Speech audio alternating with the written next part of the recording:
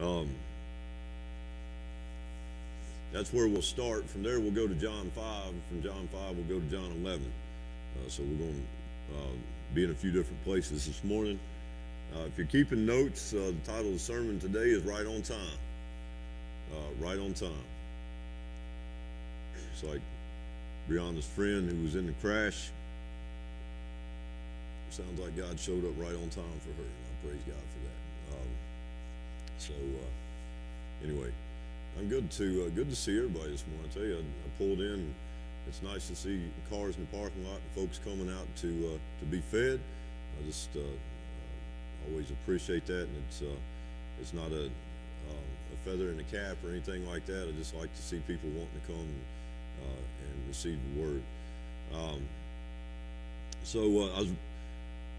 I'll tell you, I was thinking about a good way to illustrate this sermon this morning, and I have an illustration, but in the process of that, I found this little story, and it's just a very short thing, but I thought it was interesting.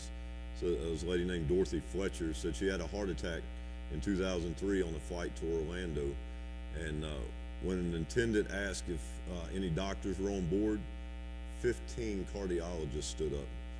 They were en route to a conference, so needless to say, she survived. But that's the kind of grace that I'm looking for. If I start having a heart attack or something like that, I hope that there's doctors everywhere.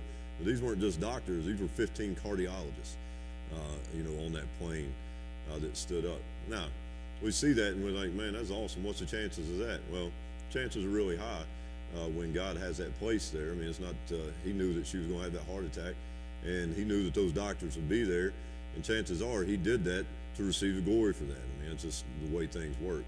But when I look at, when I'm thinking about, God being right on time is what we're going to talk about today.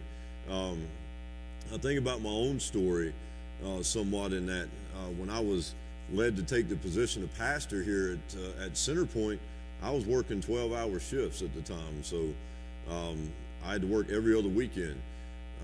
I was a permanent day shifter, which was good because I've worked enough night shift in my life that I don't like working night shift anymore. But I was a permanent day shift guy, and I was working 12 hours, but every other weekend I had to work. So on Sundays, what I was doing was I would leave work about 10:45 or so and drive down. This when we're over on the Parkway. I would run into church real quick. I would take off my uniform shirt and my vest and my gun belt, and I would throw on a button-up blue shirt and a coat, a sports coat. And I had those stupid pants on with that cadet stripe down the side of it or whatever, but nonetheless, that's how I preached. So I would take an hour lunch break and an hour vacation every Sunday, every other Sunday. When I came to work, and and God blessed. I mean, it worked out that I never got called out or anything like that. Because when I was told, I approached the chief about it, and he said that would be fine. But he also made it clear that in the event that something really bad happens, that they would call me, I would have to leave. But God took care of that, and it never happened. So that happened in September, though, when I took the position of pastor here, and in October, about the middle of October, September 6th was my first Sunday as pastor here, and in the middle of October, Bristol, Virginia announced that they were going to put an SRO in every school in Virginia or in Bristol, and so I was excited about that. But we can go even further about how it leads up. So for several months prior to that, I had been very close to the schools. I'm an active shooter instructor, and I've really enjoyed being a part of that. I don't get to do as much as I used to, but I've kept up with current events on it and the changes on it, and so ever since the tragedy in Sandy Hook, I felt like we needed to be more present in our schools, and so I was making an effort, whatever area in the city I was assigned to, I would make an effort to hit that school. Well, I worked one area more often than most because it was my favorite, and I was a senior officer, and I usually got to pick what area that I wanted. And so I hit that school a lot, and it was Highland View Elementary School. I didn't have any idea that those positions were coming when God led me to be the pastor here. And I also didn't have any idea that those positions were coming when I was going and checking those schools as regular as I was, but I just felt kind of led to do it. And Highland View was like the school that I was drawn to most, and the kids there were just awesome, and I loved those kids. And it's a poverty-stricken area, and the school is I think has a 98-point-something% poverty rate within the school. But the kids were just awesome. I mean, some of them were meaner than striped snakes, but but they were just awesome though, and they wanted what every kid wanted. They just wanted to be noticed, and they wanted to be loved. And so I'd go in there and hang out. I'd get high fives and hugs, and I got sick because they all had bacterias and viruses and made me sick. But nonetheless, just really, and the principal was very welcoming. The staff was very welcoming, and everything was cool. So anyway, when the positions were announced, I put in for one of those positions, and not only did I get a position, I got that position. I got to go into Highland View, and and I still, I'm not there anymore. I left and went to Washington County, but I still miss a lot of those kids. It just, it was just a pretty cool place to be. But the fact that all of that led up, to this, and that's really, that's just one side of the story. The real story is that it opened up for me to be off every Sunday. So I was off every Sunday, and I have been ever since. So I could be here without having to leave work and go back and have to worry about whether I'm going to be called out, have to use my lunch break and an hour vacation, all that stuff. All that worked out. Well, then, the city, obviously, if you know anything about the city of Bristol, Virginia, it's tanking pretty good. And if any of y'all are watching that, I apologize if that offends you, but it is what it is. I mean, Kevin and I have grown closer over the last few years in our friendship, and these positions that he was a big part of fighting for in Washington County to get an SRO in every school out there. We started having discussion, about that, about the possibility of that happening and everything. And then when it did happen, I knew Kevin at the time, the major that was at Washington County. I knew him pretty well and everything, so put in for it. And the reason that's significant is because the school that I worked in was the very first school that they were talking about trying to shut down. And again, the city's having its own struggles and different things. So I feel like God opened up that door for me to be able to come. And not only that, I got to go to his school. So for the last year and some change or whatever, I've been the school resource officer with my son, and Kevin knows from that own experience, how that it's a blessing to do that. I'm going to miss him. I'm already dreading next year when he's not going to be there. I'm not dreading it so much that I'm willing to go to battle when Kevin retires, but nonetheless. So anyway, all that being said, that's kind of my right on time story. And what it is, God shows up in that moment. And and I've told you, I don't make no secrets about it, and I don't care, to be honest and transparent about things. The last thing I wanted to do was pastor a church. I didn't want to be a pastor. I was excited that God had called me to preach, and I was getting to do that, and I enjoyed it. Just having the opportunity to go evangelize, and I had, Tim and Barb would show up a lot of times in places I was preaching, and I thought that was pretty cool, and I appreciated their support in that. But then, this pastor thing, I was like, I really want to do that. But God had other plans, and long story short, I'm here. But it's all a God timing thing, because while I was enjoying going around evangelizing, it was pretty easy, because they would call me a couple weeks ahead of time, whatever, and say, hey, or a preacher would be out or was planning on being out, and they would call me and ask me to come fill in for them. And I could look at my schedule and say, okay, I can do it this day, but I can't do it this day or whatever. So everything was running good. And then when God brought this pastor thing to light, we're talking, and Christy and I are talking. She says, "No way you can do this. No way you can do this. You 12 hours, 12-hour shifts and your schedule every other weekend, and all this." And I'm like, I don't disagree with you. I said, but I have to pray about it and have to see where God leads on it. Well, all that stuff happened, and then next thing you know, my schedule changes, and so here we are. So that's my right on time story with God showing up, and I could give you a whole lot more, but I don't want to keep you here all day. So Lamentations chapter 3 is where we are. Lamentations chapter 3. Just going to read a couple of verses here before we move on to John, but we will start with verse 25. Just read verse 25 and 26. So Lamentations chapter 3, verses 25 and 26. Found your place, say, God is good all the time. God is good. Amen. All right. Lamentations chapter 3, 25 and 26 here. The Lord is good to those who wait for him, to the soul who seeks him. It is good that one should hope and wait quietly for the salvation of the Lord. So, the point Jeremiah is making here in these verses is simply to trust in God's timing and he will bless you. Now, I want to point out that he says in 25, it says he's good to those who wait for him, to the soul who seeks him. Now, you gotta understand that we don't just wait by sitting around and doing nothing. We wait and we seek at the same time. That don't mean that we're not being patient and waiting on God's timing and waiting on God's will to be done in our lives. It means that we're seeking God in the midst of all this.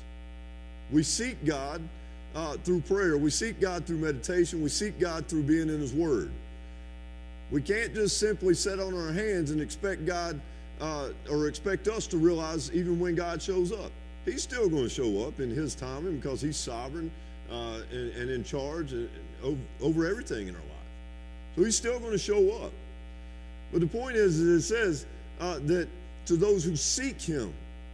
So we need to be actively seeking God while we're waiting for him to show up so that we make sure that we recognize when he does show up. And we've talked about that before, and as a matter of fact, probably more so here lately for whatever reason, God's had that on my heart. In fact, we don't recognize God when he shows up a lot of times. Various reasons for that, I don't know, but the disciples on the Emmaus Road and everything, I'll bring that up a lot because Christ walked with those men and they didn't even know who he was initially until they sat down to eat with him and he broke bread. And then it occurred to him who he was, and he was gone. And they said, "Did not our hearts burn within us when he was with us?" I've heard it preached over and over again, and I've preached a version of it myself. A lot of preachers will call the sermon on that "Holy Heartburn." I like the title; it's kind of catchy, but the sermon is even more than a catchy title. But here's the thing: if we can't have hope that God will show up in our circumstances, we're certain to be miserable in that circumstance. I mean, some of us go through very difficult times. Some of us have gone through, and some of us are going through very difficult times right now. But if we trust Jesus Christ, our Lord and Savior, and don't have enough hope that he's going to show up in our circumstance, we're bound to be miserable in that. We see a suicide rate that's just unreal right now. And I believe with everything in me, that's because people have lost hope that anything good will happen in their lives. And that comes from the fact that they have no relationship with one who is greater than they are. We know that the Bible tells us, and there's a song about it and everything else, greater is he that lives in me than he that lives in the world. Well, when we put ourselves in a worldly perspective, we forget that there's one greater than us that can come and intervene and have a hand upon everything that we deal with in life. Now, does that mean that we're not going to go through those trials? No, it does not. He tells us that we will go through trials and tribulations. He tells us we'll be persecuted, we'll be hated. The reason was because they hated him before they hated us. He tells us, he gives us fair warning on all that, on every bit of it. But he also says that he will never leave us nor forsake us. We have a hope. We have a hope in restoration of things that are broken in our lives. We have a hope of an eternity in heaven. We have all that hope through Jesus Christ. But those who don't know Jesus Christ have not that hope. And you end up seeing a high suicide rate. Don't get me wrong, Christians commit suicide too, and I'm not here to talk about a negative thing. I'm just telling you that we don't wait on the Lord to move, and sometimes we don't realize it. It just seems like we get so deep in our situation, our circumstance, that there's just no hope for it. And for whatever reason, we don't stay close enough to God in our relationship with Him, then we find that we get to that point in the road where we think we have no other choice but to just end it. I'd be better off dead. I've heard people say that before. I'm like, who are you to say that? You are God's creation. You are God's child. You have no right to say I'd be better off dead. God will tell you when you're better off dead and when you're not. But there's no hope for people because they don't spend enough time with Him to realize that that light is at the other end of the tunnel. That when you're going through a valley, He's going to eventually get you up back on that mountaintop. That's not to say that there's not another valley waiting on the other side at some point, but we have a hope. Jeremiah had a great deal of hope, but he spent a whole book, 5 chapters, lamenting. That's why it's called Lamentations. Okay, essentially he was crying out to God. That's what we got to understand. He was crying out to God. But even in his crying out to God, he had a hope. He had hope for what was coming. We have to understand that. We go through these circumstances, we find ourselves just reaching out and crying out to God. I can't take it anymore. I don't know how much more I can take. And then He puts you in the middle of Iowa where there's nothing else to do but to focus on Him and to hear Him. And corn, that's right. But we have to understand that He shows up in our life like that. He gives us a hope when we feel like there is no more. But we don't recognize that hope without a relationship with Him. Guys, a relationship, what does that mean? That means there's interaction. A relationship is not something that you have with somebody you don't know. I mean, I go into Lowe's or Walmart or whatever, I see the workers there. I don't know them. I don't know them, so I don't interact with them that much. I mean, every now and then I have to if I have a question or whatever. That's not a relationship. But my wife and I interact with each other as much as we can. Sometimes, as busy as our schedule is, it's just a high five as we walk down the hallway. She's going to bed, I'm going to the shower, going whatever. But nonetheless, we have a relationship. I have a relationship with a lot of you. We have to have a relationship with God in order to recognize the hope that He gives us and when He does show up. I recognize things about some of you when you're going through things because I have a relationship with you, and vice versa. That's how relationships work. It says that He is good to those who wait for Him. He is good to those that wait for Him. And it is good that one should hope and wait quietly for the salvation. Now, what does that mean? To hope and to wait quietly. There is nothing, and if you are this person, then so be it. But all right, there is nothing worse than to ask somebody when you see them, how you doing? And every time you see them, oh, Lord, I'm going through this now. Oh, this is just awful in my life. I mean, just every time. Now look, if you got something going on in your life and you want to come to me, and this don't necessarily apply to me because I'm a pastor, I expect to hear the bad things in your life. But I'm saying that don't be that woe is me person all the time. Because woe is me equals to I don't have any hope. You know, I mean, every now and then things are going to go wrong. Somebody asks you how things going, you know, well, it could be better. But God. But God's got this, you know, something. I mean, just you got to think about it that way. You got to think about it that way. Don't use just throwing empty words out there or anything like that.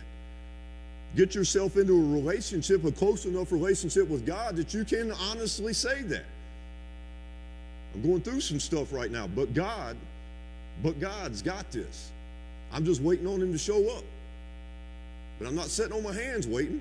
I'm in that Word waiting. I'm in my prayer room waiting. I'm in my quiet time listening for Him, waiting. We have to know that His timing is always right on time, guys. You got to understand that. His timing is always right on time. You know what Solomon tells us in Ecclesiastes? There's a season for everything. There's a season for everything. There's a season for happy times. There's a season for bad times. There's a season for laughing. There's a season for crying. There's a season for killing, it says.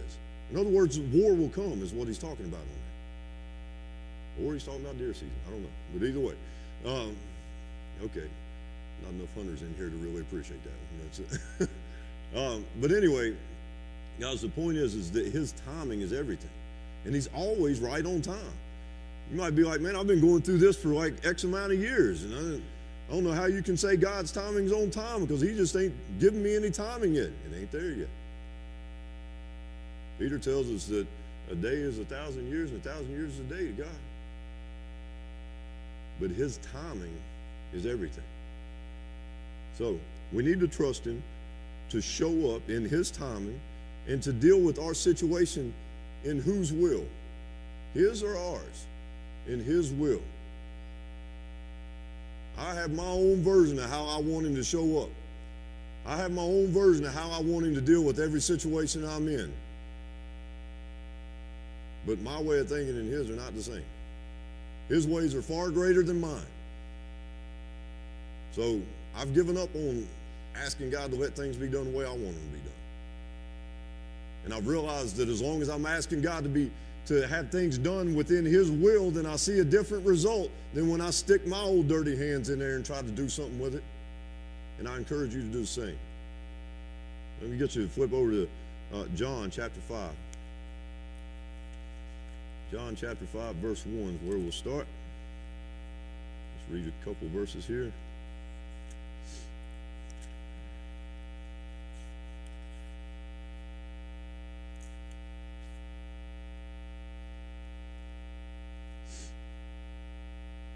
It says, after this there was a feast of the Jews, and Jesus went up to Jerusalem. Now there is in Jerusalem by the sheep gate a pool, which is called in Hebrew Bethesda, having 5 porches.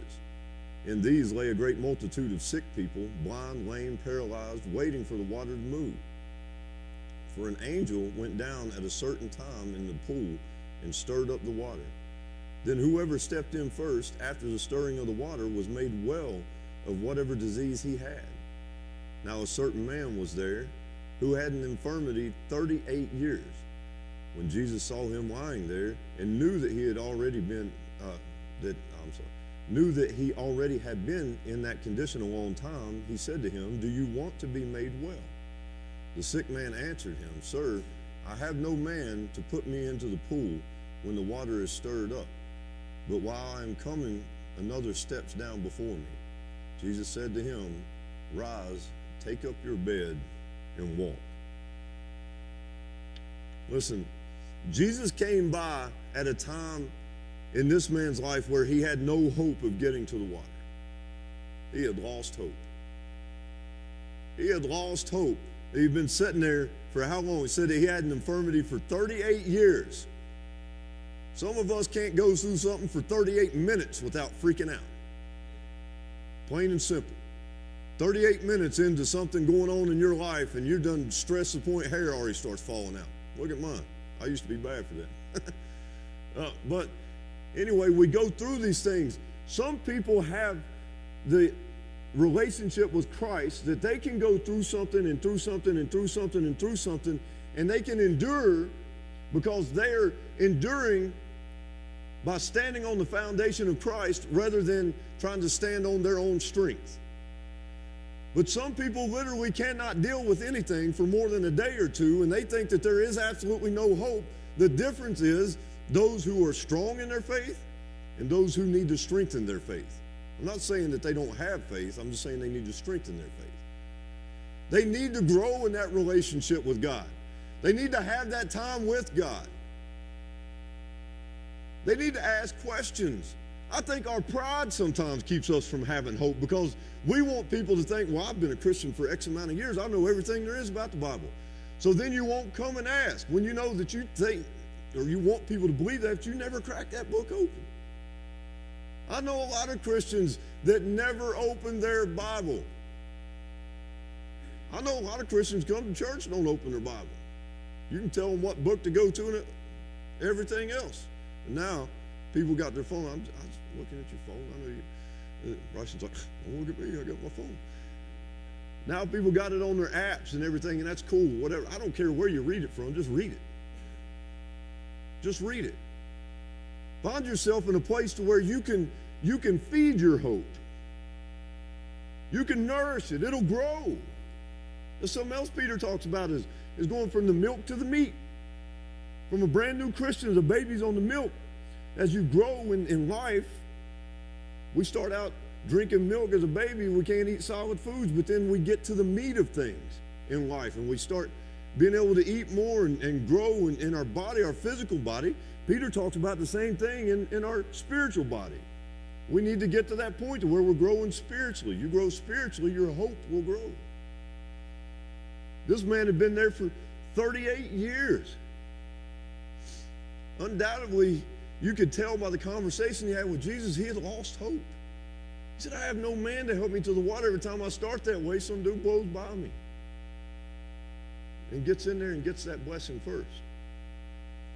But here's the thing. After 38 years, God's timing in the form of Jesus Christ showed up. And he said, get up, take your bed and go. And he did. The same will hold true for us if we'll just wait for the Lord. Just wait. Be faithful to hope and trust in him and his will. We have to understand we have a hope in Jesus Christ. The Bible says without it, we would be most miserable. And I'm telling you, we see a lot of people miserable because they lose their hope. But I believe with everything in me that our losing of our hope is because we aren't staying in touch. We're not keeping that relationship as close as we should. Because I've used this illustration before, and I'll use it again. It's no different than when you become adults. And you move out of your family or your parents' home and you go and you start your own family or whatever. Guess what? Your parents still want to hear from you. Your parents still want to hear from you. When kids, when they're little, they look forward to, now I'll lay me down to sleep. They look forward to that time, saying that prayer, right? But then as they get older, they get away from praying and things. And it just, sometimes it gets worse as we get older. As adults, we get completely away from any relationship with God whatsoever. So then it's like us. We're his children, and we move away for a while, and we don't stay in touch. Then we lose our hope. Look at verse 6 real quick. Here, verse 6 says, do you want to be made well? That seems like a rhetorical question, right? I mean, the man's laying there. He's had an infirmity for 38 years. He's been struggling trying to get down to the water every time it's stirred. And then here comes Jesus and says, well, do you want to be made well?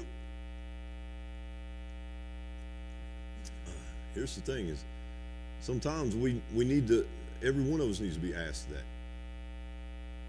In our current situation, whatever we've been going through, some of us go through it so long that we need to be asked, do you want to be made well? Because sometimes our troubles and our trials become our identity. We cling to it. That's what I'm known as. I've got this going on. I've got that going on. That's my trouble. That's my trial. I don't know. Do you want to be made well? Well, sure I do. But then you say that, and then you still just cling to that trouble and that trial because it's become so much a part of you, you don't know how to let it go. So Christ says, look, you've been laying here for 38 years. You're talking about nobody can help you get to the pool or whatever. Do you want to be made well? Then take up your bed and go, right? We need to get to a place in our troubles. We need to get to a place in those things that we struggle with and we're going on where we're ready to give them to God when his timing arrives. But again, we're not going to recognize that he's there if we're not staying in touch with him, if we don't have that relationship with him. Because there goes our hope. I talk to some people and they'll say, well, there's just no hope. There's no hope for this to happen. There's no hope for that to happen. There's all kinds of hope. There's all kinds of hope. But that hope comes from that relationship with Christ. Otherwise, you're not going to see it. Flip over now to John 11. This is familiar scripture. We'll start reading with verse 32. Read a few verses here. This is, Lazarus, we know, died, and Christ showed up, and so we're going to read a little bit on that. So John 11:32 says, Then when Mary came where Jesus was and saw him, she fell down at his feet, saying to him, Lord, if you had been here, my brother would not have died. Therefore, when Jesus saw her weeping, and the Jews who came with her weeping, he groaned in the spirit and was troubled. And he said, Where have you laid him? They said to him, Lord, come and see. Jesus wept. Then the Jews said, See how he loved him. And some of them said, Could not this man who opened the eyes of the blind also have kept this man from dying? Then Jesus, again groaning in himself, came to the tomb. It was a cave, and a stone lay against it. Jesus said, Take away the stone. Martha, the sister of him who was dead, said to him, Lord, by this time there is a stench, for he has been dead 4 days. Jesus said to her, Did I not say to you that if you would believe, you would see the glory of God?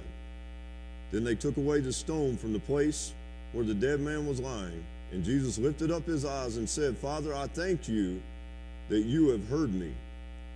And I know that you always hear me, but because of the people who are standing by, I said this, that they may believe that you sent me. Now when he had said these things, he cried with a loud voice, Lazarus, come forth. And he who had died came out bound hand and foot with grave clothes, and his face was wrapped with a cloth. And Jesus said to them, Loose him and let him go. We're talking about a timing thing here. Talking about a timing thing. What does he say to Jesus? He said, If you had been here, my brother would not have died. If you go back in this story, you will see that they came to him and told him that Lazarus was sick. But he was in the middle of something. He dealt with it. And then he left and he went that way. Well, in that process, it took them a while back then. It wasn't like they was jumping in their Beamer and rolling the top down and driving on over. So it took them a while to get places.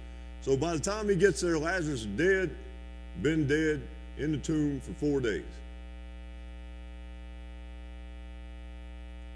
But God, right? But God. He says, Woman, didn't I tell you that if you would believe, you would see the glory of God? Didn't I tell you that?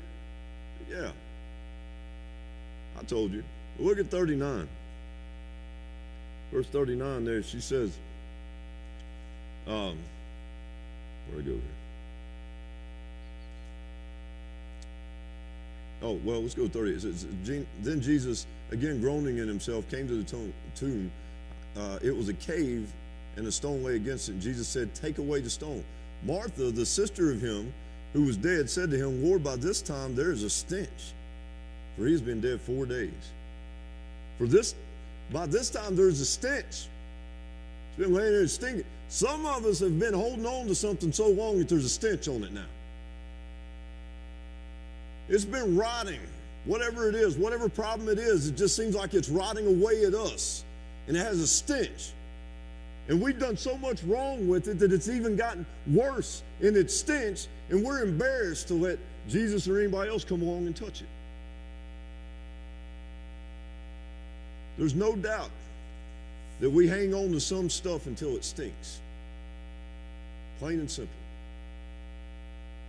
We hang on to some things until it stinks.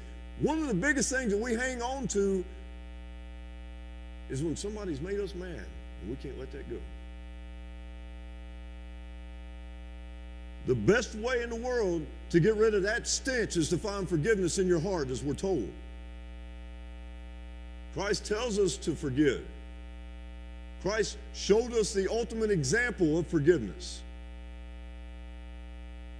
But he tells us in Matthew 9 that if we can't forgive, we can't receive forgiveness.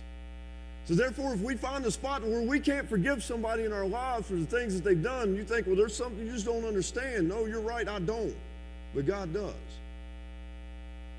But if you can't get to that point of being able to forgive somebody, then it's going to stick around to the point that it starts to have a stench.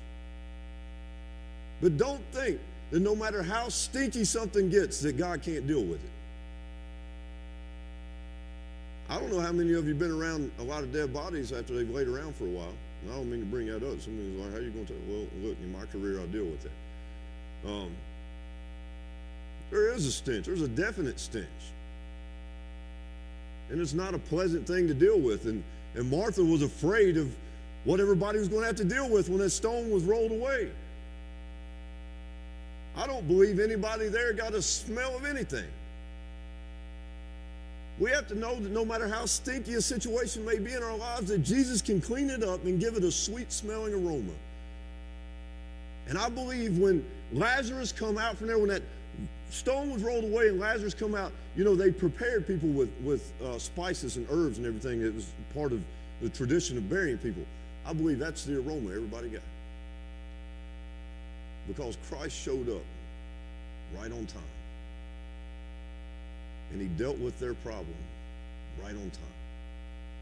And they had no problem recognizing. However, there was a little bit of question on hope, right? Because she said, he's been dead for 4 days. She also said, if you had been here, he wouldn't have died in the first place. I only bring that up to tell you that these women, they worshiped Christ face to face. She washed his feet. Mary washed his feet. They prepared a meal for him. He had been in their house, and they still struggled with a little bit of hope. So my point is this. Don't get down on yourself because you struggle with that hope in the middle of something, okay? But know where to go to renew that hope. And know that he will show up right on time. Bow your head and close your eyes.